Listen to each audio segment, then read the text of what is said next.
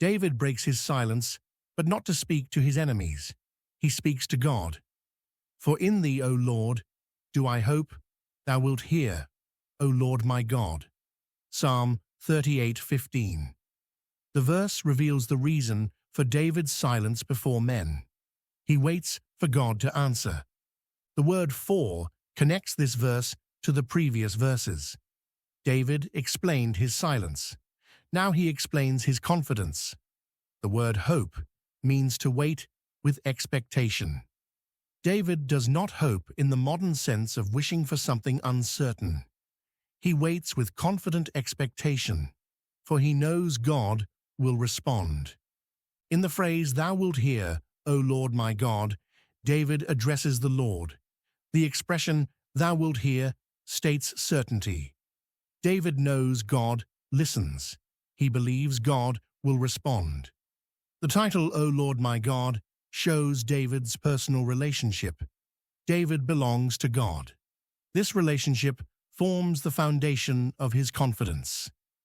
David remained silent before his enemies because he spoke to God.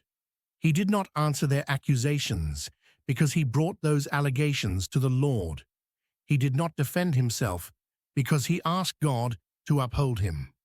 David's silence before men came from his relationship with God. Verse 16 continues, "For I said, Hear me, lest otherwise they should rejoice over me. When my foot slippeth, they magnify themselves against me." The word "for" introduces the content of David's prayer. The phrase, "I said," means David prayed these words to God. David asked God to hear him. The word "lest" introduces the consequence David wants to avoid. If God does not intervene, his enemies will rejoice.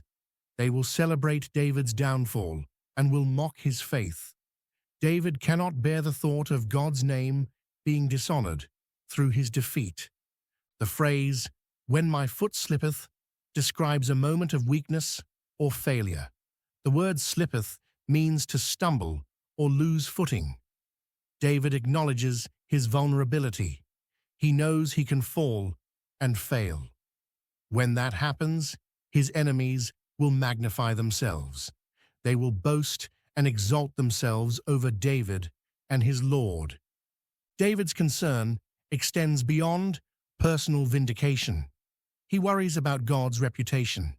If David falls and his enemies triumph, they will mock the God that David serves. They will say, "God cannot protect his servant." They will claim their power exceeds God's sovereignty. This prayer reveals David's priorities. He does not ask God to defend his reputation. He asks God to defend his own name. David does not seek personal victory. He seeks God's glory. His prayer shows a man who cares more about God's honor than his own comfort. The biblical record shows this pattern in the life of Moses. When Israel sinned with the golden calf, God threatened to destroy them, but Moses interceded on their behalf. He did not plead for Israel based on their merit. Moses argued based on God's reputation. "Wherefore should the Egyptians speak and say, For mischief did he bring them out, to slay them in the mountains, and to consume them from the face of the earth? Turn from thy fierce wrath, and repent of this evil against thy people." Exodus 32:12. Moses asked God to spare Israel, so the Egyptians would not mock his name. He cared about God's glory among the nations. God heard Moses and spared Israel. David prays with the same concern. He asks God to intervene so his enemies cannot rejoice. He wants God to act before they magnify themselves.